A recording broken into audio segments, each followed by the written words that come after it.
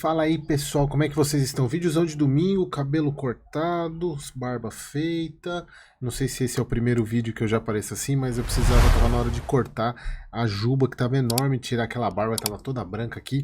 Mas vídeozão de domingo, pessoal, eu sei que vocês esperam esses vídeos, porque agora eu comecei a colocar vídeos de quarta-feira também, à noite, né? Vídeos de fundamentos, vídeos, assim, não de análise de relatório gerencial, mas outros assuntos, principalmente voltado, obviamente, a fundo imobiliário, mas também eu quero trazer outros assuntos mais de economia, e também esse vídeo, vídeo de hoje, né, de domingo, tem muito a ver com economia, mas voltado para o mercado imobiliário. Mas a ideia é essa, é continuar trazendo para vocês, tanto de quarta-feira à noite, quanto de domingo de manhã, temas, não análise de relatório gerencial em si, mas outros assuntos mais de fundamentos, porque, como eu falei para vocês, inclusive no vídeo da quarta-feira, tem muita gente nova chegando no canal, sim, tá crescendo bastante, eu tô muito feliz com o crescimento do canal, e tem bastante gente que tá chegando, que tá começando agora a investir em fundo imobiliário ou em outros ativos, tá iniciando a jornada dos investimentos, e algumas vezes você fica preso a um relatório gerencial, acaba que demora até para você entender como é que funciona. Então, primeiro eu tô alguns vídeos mais básicos, outros vídeos um pouco mais avançados, como foi inclusive o vídeo do domingo passado, se eu não me engano, que foi sobre o cálculo de metro quadrado, que inclusive a gente não vê isso, né, em relatório gerencial, e alguns outros vídeos mais básicos, né? Então eu quero trazer essa pegada a mais para o canal para ajudar vocês. E o vídeo de hoje eu trouxe um assunto que ele é muito mais voltado para o macro, mas é importante que você consiga entender em que momento do ciclo imobiliário a gente está ou indícios dele. Então eu vou mostrar para vocês como é que acontece o ciclo imobiliário, quais são as fases, e vou mostrar um exemplo prático de qual ciclo que provavelmente a gente está em determinado segmento, você já vai entender isso. Então, pessoal, eu fiz uma apresentaçãozinha aqui, primeiro para mostrar para vocês como é que funciona o ciclo imobiliário e primeiro, por que que acontece, por que que o mercado é cíclico.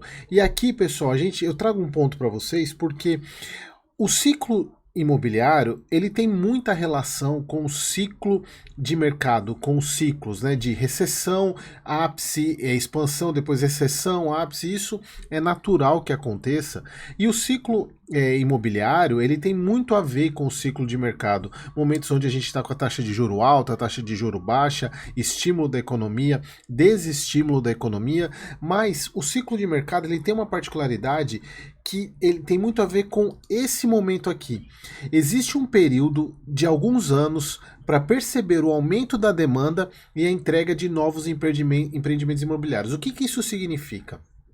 No caso dos imóveis, na entrega de imóveis, você tem um desequilíbrio entre a oferta e a demanda.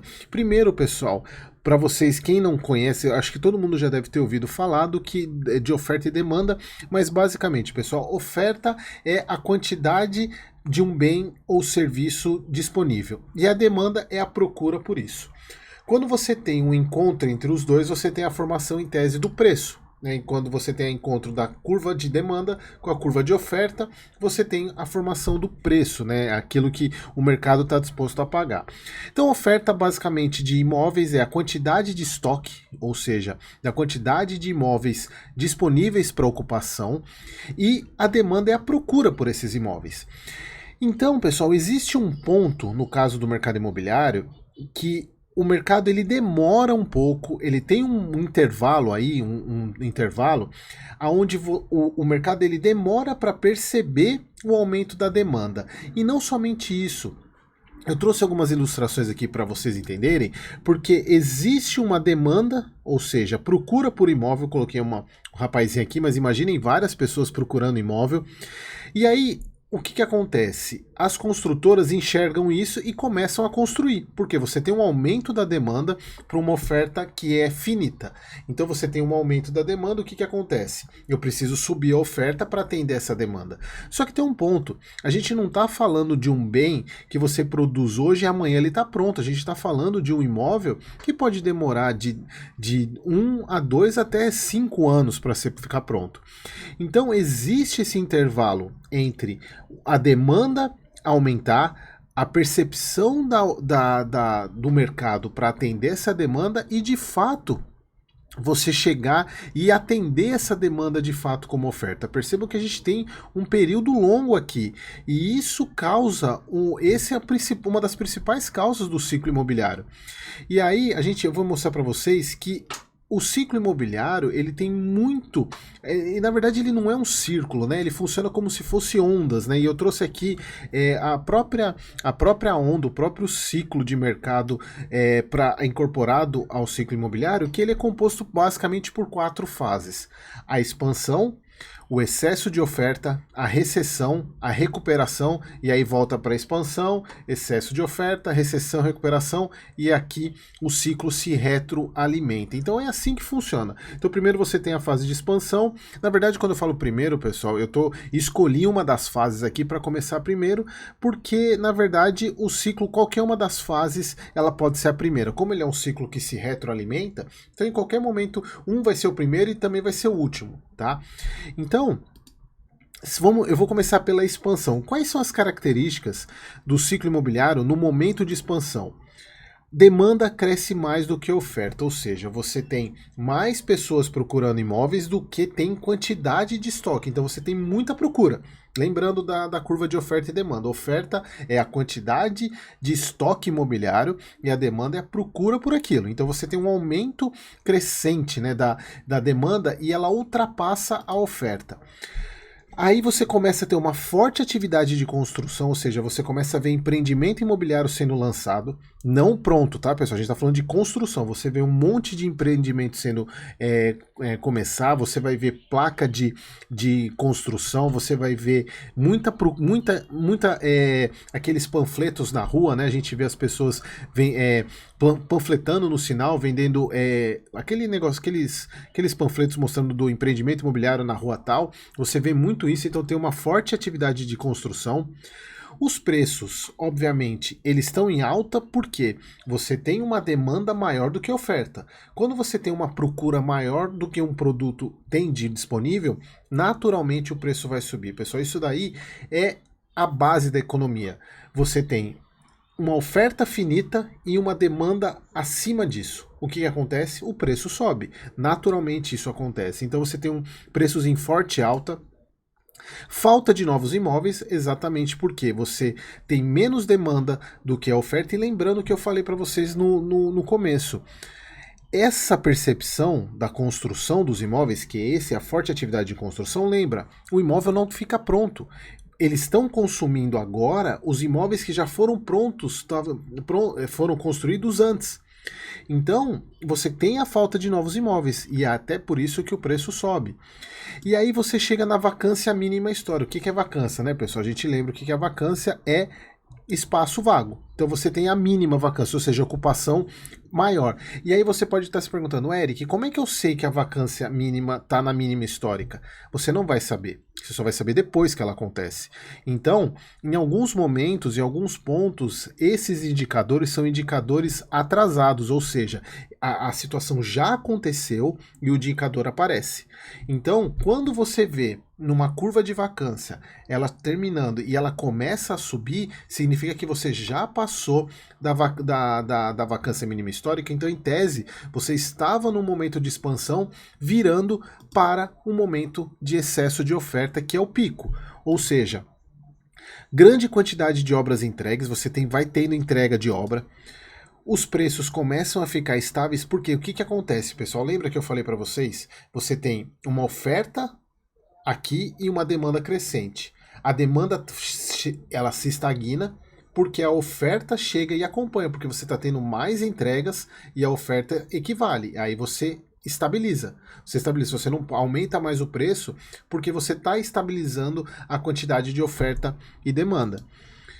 O mercado não absorve mais a oferta, ou seja, você começa na verdade você ultrapassa, né? Você chega nesse momento e ultrapassa. Você vinha num momento onde a oferta era menor que a demanda, a oferta foi crescendo e ela chega um momento que ela ultrapassa, ou seja, o mercado já não absorve mais esse excesso de oferta.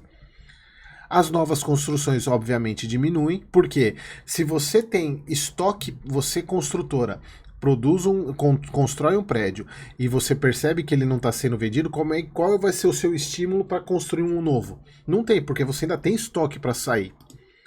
A vacância fica na média, ou seja, ela chega na média porque você está no equilíbrio.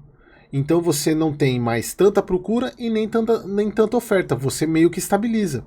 Então você chega naquela vacância que é, por exemplo, afetada por região, afetada por poder aquisitivo da população do entorno. Então você chega na média de vacância. E isso estimula a próxima fase, que é a recessão. E qual que é a recessão?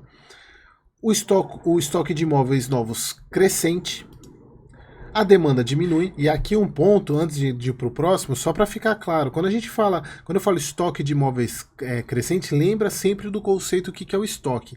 Estoque é o imóvel pronto, acabado para ser ocupado, ou seja, ele está disponível. Então você tem cada vez mais um estoque crescendo, porque você tem a diminuição da demanda por uma oferta que ainda, se a gente voltar aqui na questão do excesso de oferta, você ainda tem imóvel, ainda tem construção sendo feita, embora ela tenha diminuído, mas você ainda tem uma construção sendo feita, só que a ocupação cada vez menor, ou seja, cada vez menos ocupação. Então você tem um aumento do estoque, a demanda diminui, obviamente a procura, aí você chega no momento que você para de construir. Não tem mais sentido construir imóvel, porque você tem um estoque grande para ser ocupado e não tem mais sentido fazer construção. Os valores, obviamente, vão para as mínimas, porque você tem um excesso de oferta para uma demanda menor. É o contrário do ciclo de expansão. Você tem uma demanda maior para uma oferta, o preço sobe. Se você sobe a oferta e diminui a demanda, obviamente o preço cai, porque você tem mais quantidade de produto para atender menos procura por ele. Então você tem que baixar o preço. Quando eu falo você tem que baixar o preço, pessoal, é o próprio mercado que se regula. E a vacância chega na máxima, ou seja, você tem. É aí que eu falo também, pessoal, a questão da relação do mercado imobiliário com o mercado como um todo, porque você tem. Que são momentos onde as taxas de juros estão altas, o ciclo de mercado o dinheiro está mais caro, as empresas param de crescer, param de investir, então você tem desocupação de imóvel, então entra nesse ponto aqui. E aí, chegando na vacância máxima, que é aquele ponto que eu falei da vacância mínima, que é a mesma coisa, Eric, quando que eu sei que a vacância está na máxima? Você não vai saber, você só vai saber depois, na hora que vira, e aí inicia a recuperação.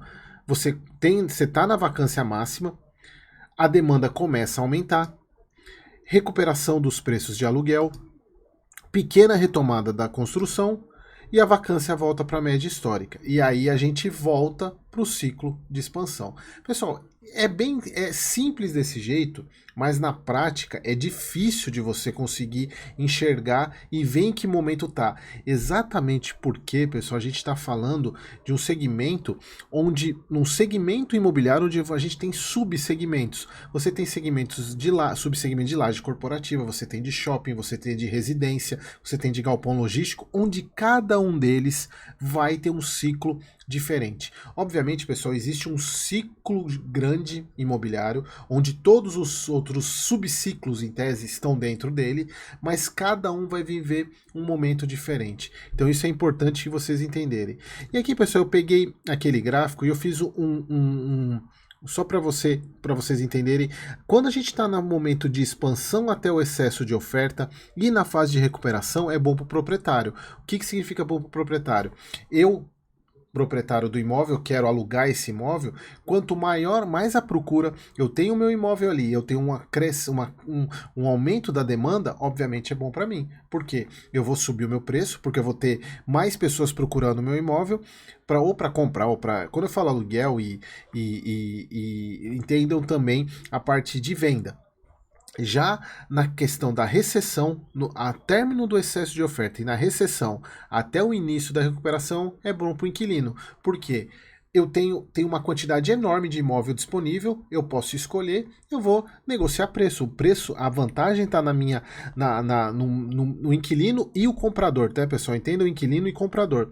Então, por isso que você, agora passando para a tua vida pessoal, quando você quiser comprar um imóvel, tente entender em que ciclo do ciclo imobiliário que está, porque em determinado momento vai ser mais vantajoso para você comprar ou para você não comprar. Porque se você tiver num momento de expansão, obviamente, para você comprar um imóvel, você vai disputar com mais pessoas, o tempo, provavelmente o preço vai estar lá em cima. Aqui você vai disputar com menos pessoas e vai ter uma quantidade maior de imóveis para você poder escolher. Então, a chance de você conseguir melhores preços é aqui. E aqui, pessoal, que eu falo para vocês, a importância de você tentar entender em que momento do ciclo que está determinado tipo de ativo, para saber no momento que são os melhores para compra. Obviamente, pessoal, a gente está falando de fundo imobiliário, os melhores momentos são esses aqui, e são os momentos contra-intuitivos. É o momento onde as cotas estão caindo, onde os imóveis aumentam vacância, e aí você que procura um imóvel para ter um fundo imobiliário para ter renda,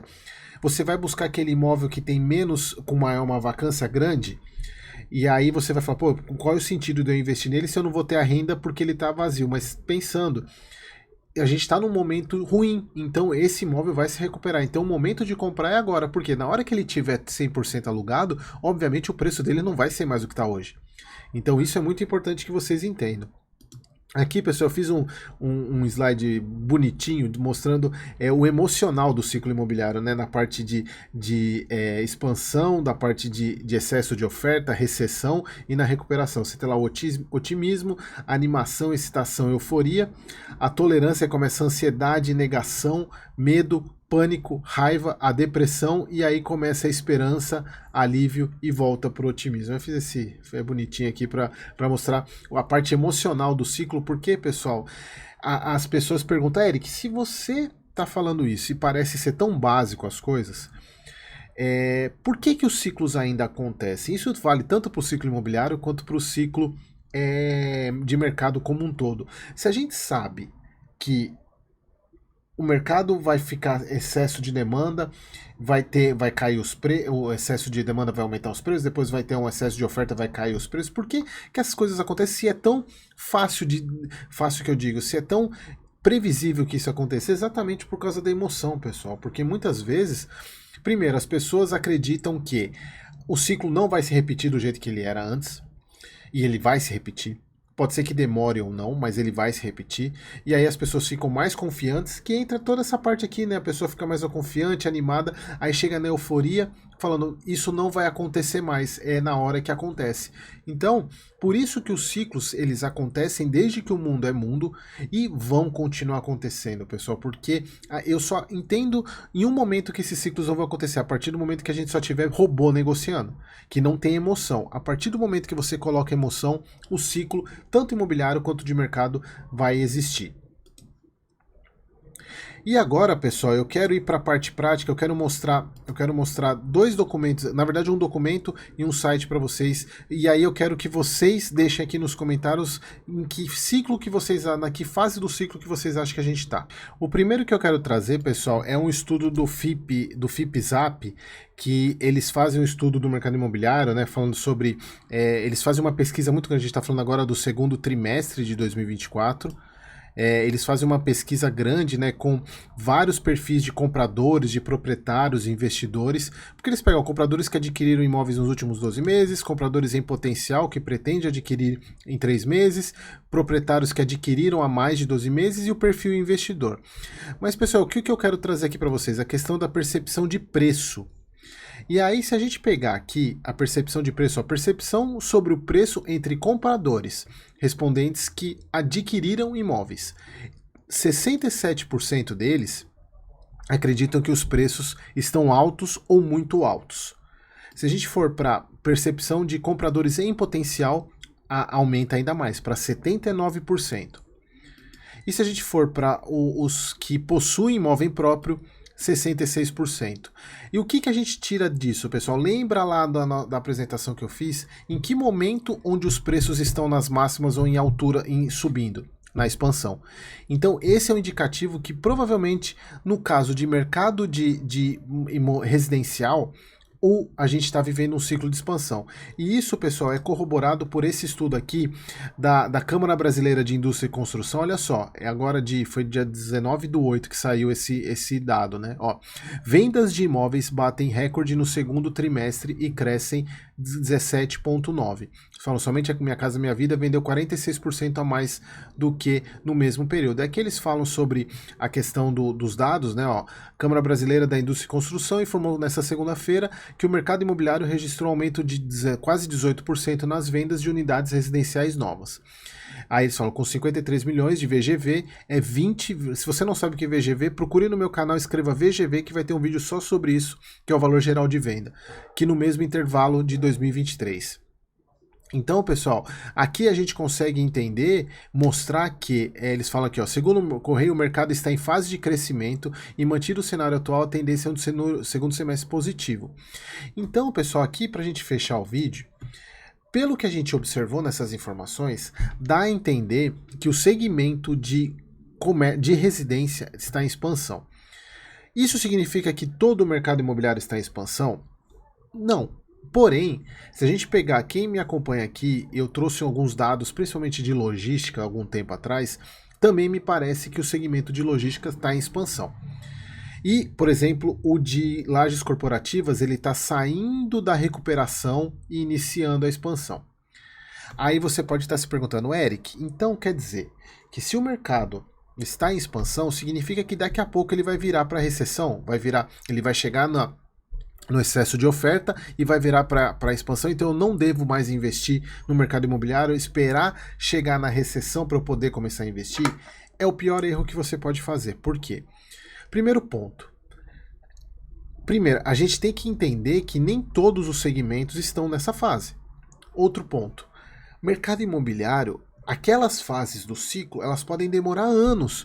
Em que momento da expansão que a gente está? Será que essa expansão ainda vai demorar mais 2, 3, 4, 5 anos? A gente não sabe. O que a gente sabe é, em algum momento vai chegar no pico de excesso de oferta e vai descer.